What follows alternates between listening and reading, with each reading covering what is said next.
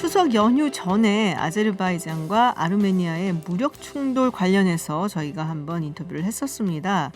근데 이틀 전에 러시아의 중재로 휴전에 합의를 했다라는 소식이 들려왔는데 하루도 지나지 않아서 다시 분위기가 험악해졌다라고 하네요.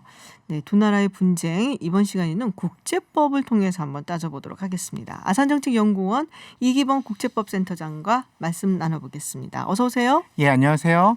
네, 유튜브 TBS FM 들어오시면 보이는 라디오로도 함께 하실 수 있습니다. 저희가 한번 이걸 다루긴 했는데요. 그래도 이게 좀 복잡해서 일단 이름부터 헷갈리고 그래갖고 그렇죠. 네, 먼저 이 갈등과 충돌의 역사 짧게 좀 간략하게 좀 정리 좀 해주세요. 일단 그 위치도 헷갈리고요. 맞아요. 예, 이름도 헷갈리죠. 그 터키 옆에 있는 게 아르메니아예요. 네네. 그다음에 그 이제 오른쪽이 아제르바이잔인데요.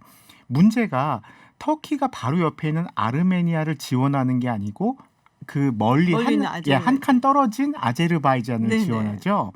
예, 이것부터 시작을 해가지고 이 역사가 좀 있습니다. 일단 종교가 달라요. 저희가 지금 유튜브 화면에 지도 띄워드리고 있으니까요. 네, 예. 궁금하신 분들은 접속하셔서 보시면 좋을 것 같습니다. 아르메니아는 이제 기독교죠. 네네. 그래서 이제 동방정교회라고 우리가 이제 알고 있어요. 그러니까 러시아랑 종교가 아하. 같아요. 네. 근데 이제 아제르바이잔은 이제 이슬람이죠. 네. 그래서 터키 쪽하고 이제 가깝죠. 예, 이런 차이가 있고요. 그 다음에 터키가 아르메니아 사람들을 이제 학살을 많이 했었습니다. 네네. 19세기에도 하고 20세기도 하고 이제 오스만 제국 때 있었던 일이죠. 네. 이제 이런 상황에서 1920년대에 소련이 만들어집니다. 네, 소련이 만들어지기 전에 이제 스탈린이 이 두 아르메니아하고 아제르바이잔을 둘 다 이제 소련 쪽으로, 그러니까 러시아 쪽으로 이제 네. 가져가는 과정에서 영토를 갖다가 이제 배분을 하는데요.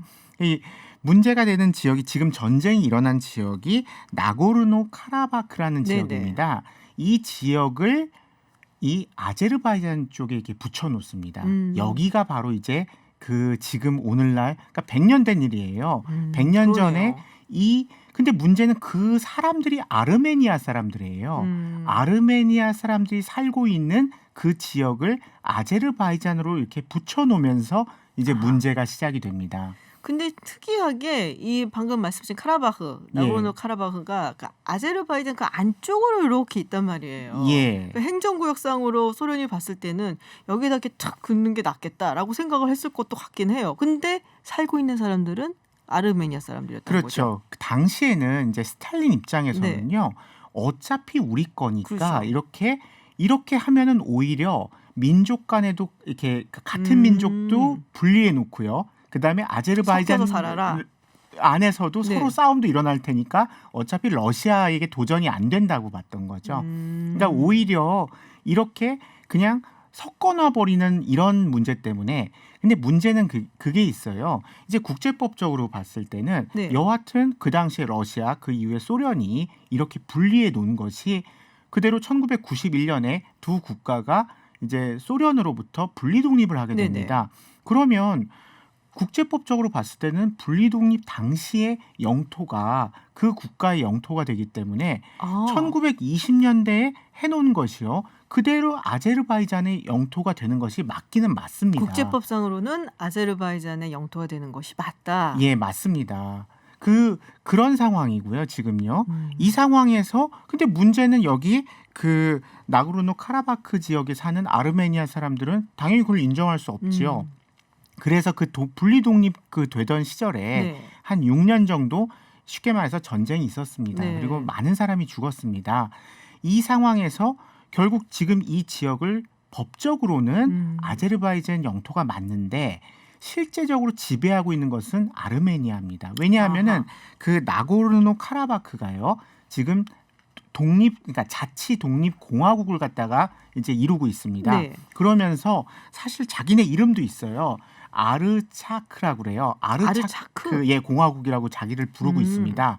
그래서 아르차크 공화국이 사실상 아르메니아의 지배하에 있는 거지요. 아하. 그래서 아르차크 공화국의 의도가 있습니다. 지금 이 독립을 선언하고요. 네. 독립을 선언해서 국가가 되자마자 그 다음에 아르메니아하고 아마 서로 합칠 겁니다.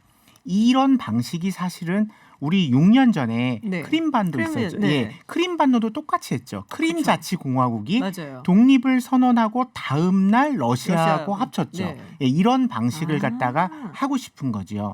그러면 법적으로도 문제를 해결 볼 수 있다라고 생각을 하는 겁니다. 그렇군요. 그래서 아르차크라는 이 공화국이 그러니까 아르메니아의 통제하에 있지만은 자기는 나라다, 국가다 이렇게 주장을 하고 있는. 그러니까 법적으로 아주 복잡합니다. 그리고 아르메니아 쪽 주장도요 아주 틀린 주장은 아니에요. 어허. 왜냐하면은 그 민족 자결권 들어보셨죠? 어우, 그거 되게 옛날 얘기인데. 아 옛날 얘기겠지만은 지금 국제법상에 아주 중요한 아, 원칙입니다. 그래요? 예를 들어서 우리 국제 인권 다루는 협약 중에서 제일 유명한 게 시민적 정치적 권리에 관한 국제 규약이라고 있습니다. 네네. 제일 유명한 조약이죠. 1조가 민족 자결권입니다. 그렇기 아, 때문에 강대국한테만 적용되는 줄 알았어요? 아닙니다. 그래서 오히려 옛날에 그랬잖아요. 옛날엔 그랬는데요. 그래서 예를 들어서 아르메니아는 이런 네. 주장을 할 수 있죠. 그러면은 그 나고르노 카라바크 그 지역을 갖다 민족 자결권에 의하면은 당연히 아르메니아 사람들 아니냐. 그들의 민족 자결 선택을 한번 보자. 아하. 당연히 우리 쪽에 올 거 아니냐.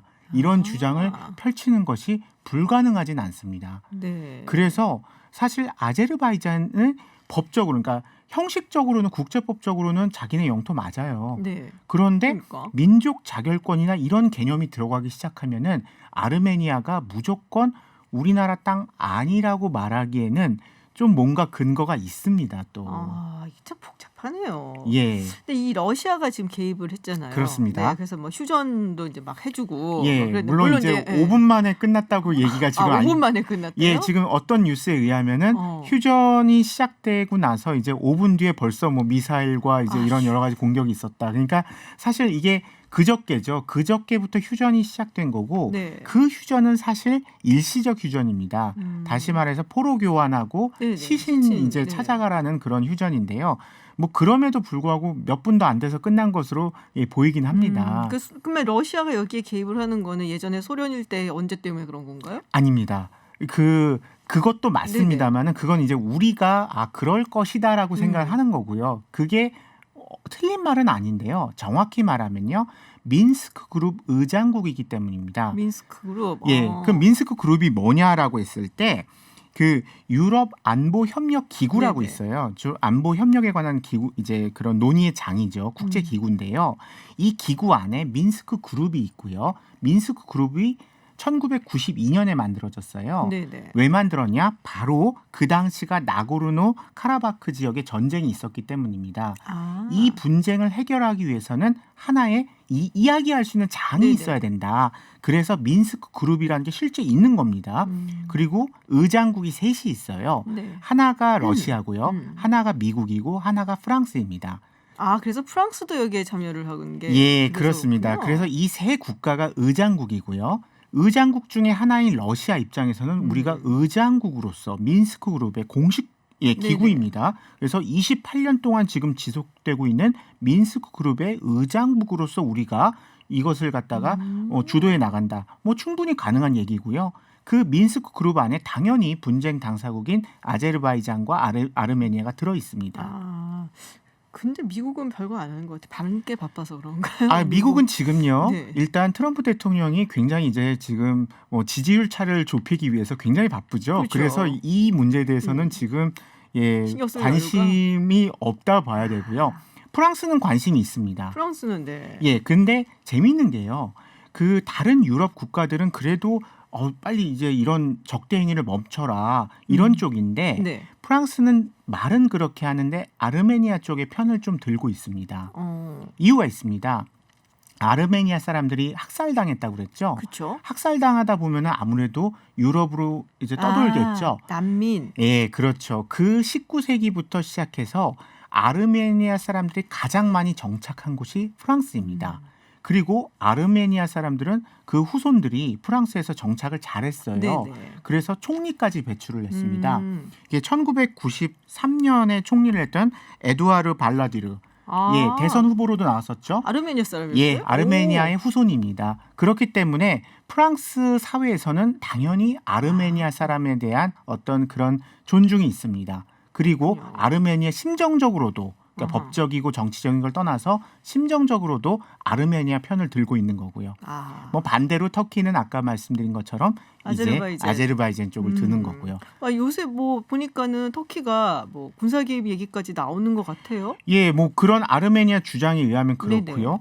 또 뭐 이런 얘기도 나오죠. 터키가 시리아 용병들을 갖다가 동원을 해가지고 이미 전장에 이게 투입을 했다. 이미 투입을 했다. 이런 얘기도 나오고 있습니다. 우리 언론에까지 이제 보도가 된 내용이고요. 그래서 지금 터키가 여기에 개입을 자꾸 하고 싶어 하는 거죠. 근데 문제는 러시아는 여하튼 이것을 전쟁을 지금 멈추는 쪽으로 네네. 개입을 하려고 그러는 거고요. 네. 터키는 그것이 아니고 무언가 아제르바이잔 쪽에 힘을 실어주는 쪽으로. 그러니까 오. 지금 뭐 용병을 투입했다는 얘기, 결국 이게 터키가 시리아 용병을 모집을 해서 월급을 주고 지금 아제르바이잔 쪽에 보냈다는 얘기까지 지금 나오고 있기 때문에 터키는 이것이 분쟁을 멈추려는 쪽보다는 부추기는 것 같은데요. 부추기고 아제르바이잔이 이기는 쪽으로 이렇게 가는 거죠. 왜 그러니까 그러는 거예요? 지금 터키는 여기저기 문제 많이 일으키고 있잖아요. 요즘 분위기상으로 동지 중에서 네. 그리스 맞아요. 뭐 예. 이쪽 이집트 쪽하고도 이제 분쟁이 있고요.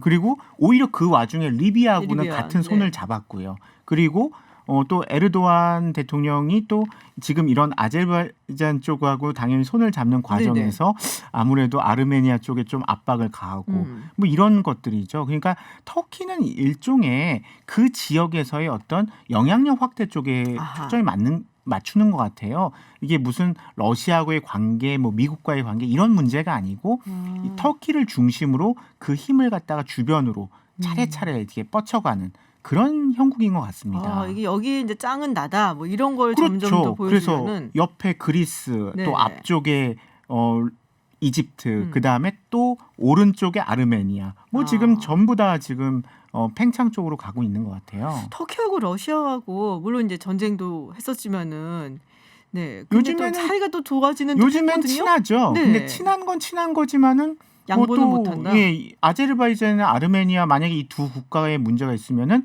지금 러시아는 그냥 좀 웬만하면 자제하자는 쪽이고 네네. 터키는 뭐 아제르바이잔이 이기는 게 별로 나쁘지 않아 보이고요. 그러니까 좀 생각이 다른 거죠. 뭔가 약간 오스만 투르크 제국을 다시 재건하겠다 뭐 이런 꿈을 꾸는 거 아닐까? 뭐 이런 그런 생각도 거 좀- 충분히 우리가 해석이 가능합니다. 그렇군요. 예.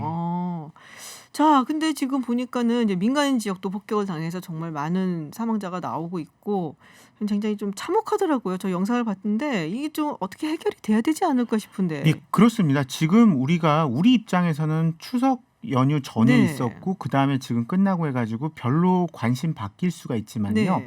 이게 최근 올해 들어서 일어난 전쟁 중에서는 가장 사상자가 많아 보여요. 정규군도 네네. 많이 이렇게 영향이 있고요. 이 해결책 분명히 있어야 되는데 법적으로는 양쪽이 다 일리가 있어요. 형식적으로는 아제르바이잔 영토가 맞는데 또 아까 말씀드린 민족 자결권이나 이런 걸 네네. 생각하면은 아르메니아 말도 일리가 있어요.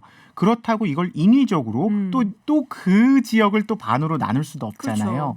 그러니까 이 문제는 결국은 저는 미न्스크 그룹 이상으로 가야 된다고 봅니다. 민스크 그룹 이상. 예, 러시아, 프랑스, 미국만 가지고는 안 되고요. 이 문제 결국은 유엔 안보리로 와야 됩니다. 제가 봤을 때는 이게 국제사회 전체가 봐야 되는 문제로 가야 되지 미न्스크 그룹이나 이렇게 어떤 아주 소수의 10여 개국의 관심사로 두게 되면요. 특히 바로 옆에 있는 네네. 터키가 은근하게 무력 사용을 부추기는 이 상황은 안 된다고 봅니다. 그렇군요. 예. 좀 더 그 넘어서서 유엔 안보리까지 가야지 해결이 될 거다라는 말씀 들었습니다. 네, 지금까지 아산정책연구원 이기범 국제법센터장과 함께 아르메니아 그리고 아제르바이잔 상황 짚어봤습니다. 고맙습니다. 예, 감사합니다. 네, 김지윤의 이브닝쇼 오늘 방송은 여기까지입니다. 네, 저는 내일 6시 10분에 다시 돌아오겠습니다. 지금까지 김지윤이었습니다.